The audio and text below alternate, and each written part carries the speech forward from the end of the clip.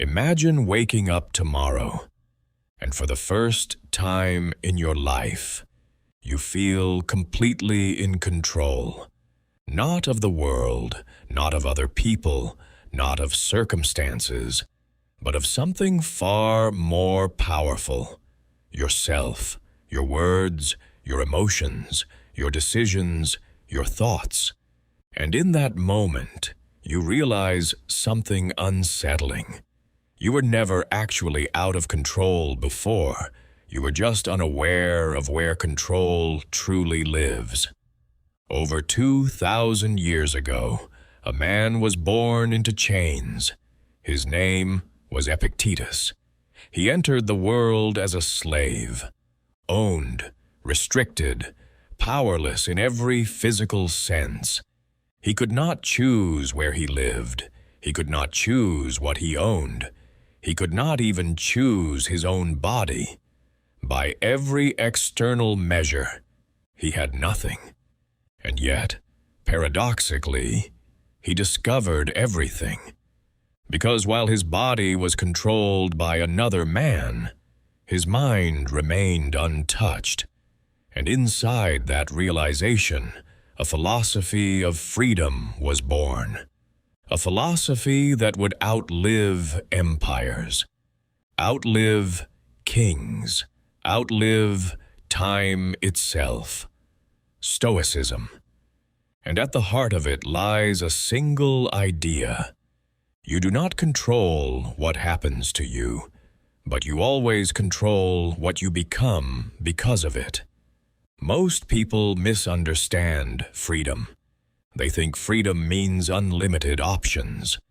More money, more time, more comfort, more control over others. But Stoics saw freedom differently. Freedom is not external expansion. Freedom is internal mastery.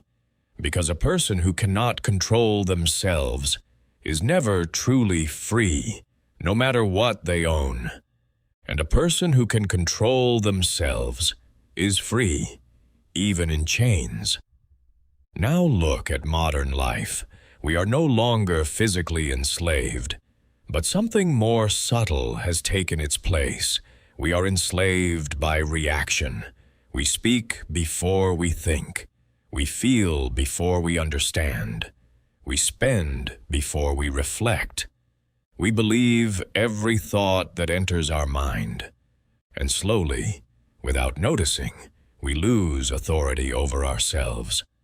But Stoicism offers a way back, not through escape from life, but through mastery within life.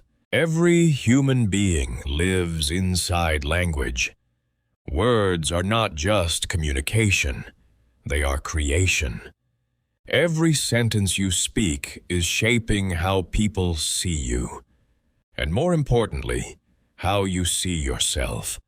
Think about the last time you spoke in anger. You did not just express emotion, you revealed a lack of control. And in that moment, you didn't just affect someone else. You trained your own mind to be impulsive. Stoics understood this deeply. That is why they practiced deliberate speech, not silence out of fear, but silence out of discipline. Before speaking, they would pause, and in that pause lived their power. They would ask, "Is this true? Is this necessary? Is this constructive?" If not, they would let it pass. Not everything deserves expression, because every unfiltered word strengthens chaos, and every controlled word strengthens identity. Over time, speech becomes personality. A person who speaks carelessly becomes mentally scattered. A person who speaks intentionally becomes mentally stable. Because your mouth is not just a tool of communication, it is a training ground for your mind. Most people believe emotions happen to them. Someone insults them, leads to anger appears. Something goes wrong leads to sadness appears.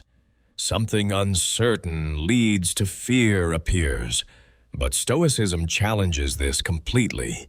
Between event and reaction, there is a gap, a small space, almost invisible. But in that space lies your entire freedom.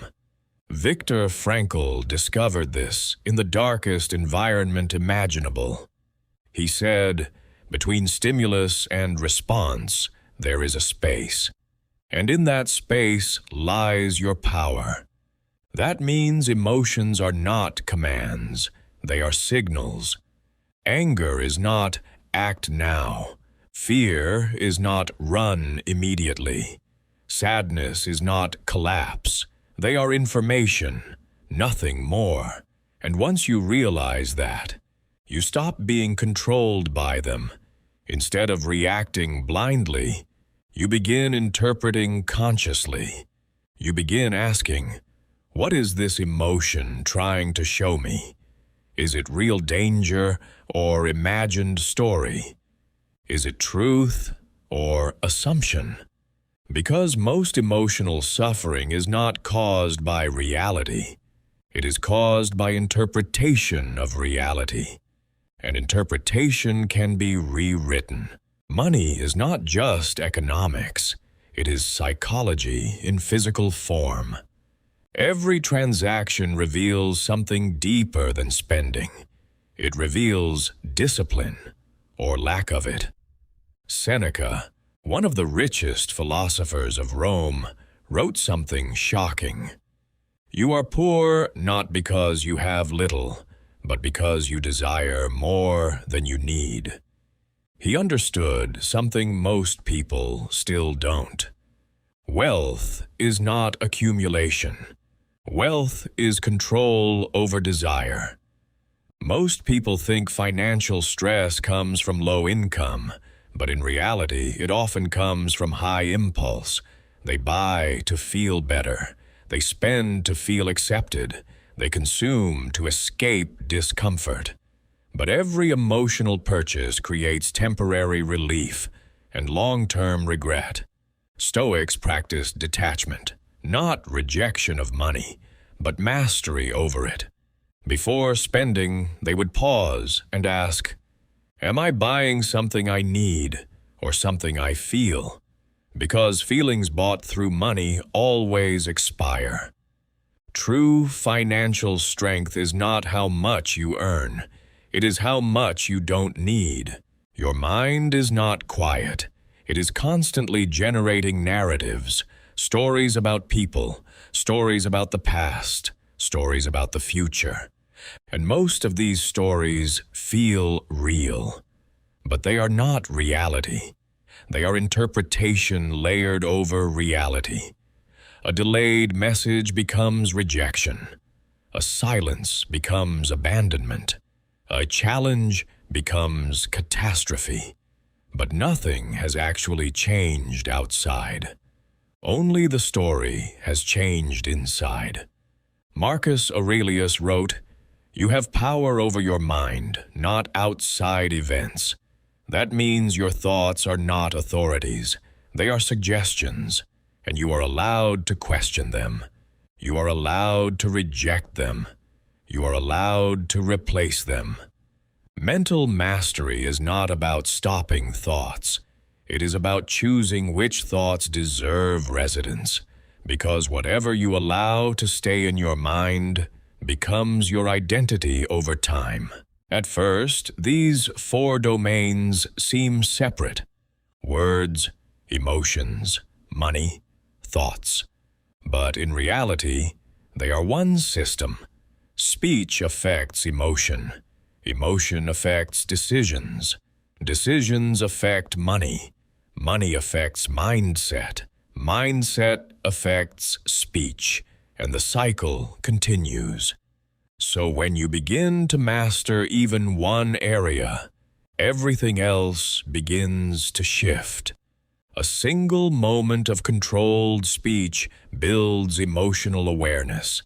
A single emotional pause builds financial discipline. A single financial restraint builds mental clarity. And slowly, transformation becomes inevitable. Not dramatic, but compound. Most people live inside reaction loops. Something happens, they react, regret, repeat. But Stoicism introduces a break in the cycle. Awareness. The moment you become aware, you are no longer fully reactive. You become observational. And observation creates distance. And distance creates choice. And choice creates freedom. This is the entire philosophy in one line. You cannot control everything that happens, but you can control who you become in response. Epictetus began life as a slave, but he did not end life as one. Not because his world changed, but because his relationship to the world changed. He discovered something most people never realize. Chains outside do not define chains inside. And freedom is not granted. It is practiced in speech, in emotion, in money, in thought. Every moment becomes a training ground. Every challenge becomes practice. Every difficulty becomes opportunity. And slowly, life stops happening to you. It starts happening through you. Final message. You are not your reactions. You are not your emotions. You are not your impulses. You are not your thoughts. You are the awareness behind all of them. And in that awareness lies your power. So the question is not whether life will challenge you. It will. The question is, will you remain a reactor or become a master? Because the moment you choose mastery, you stop surviving life and start leading it.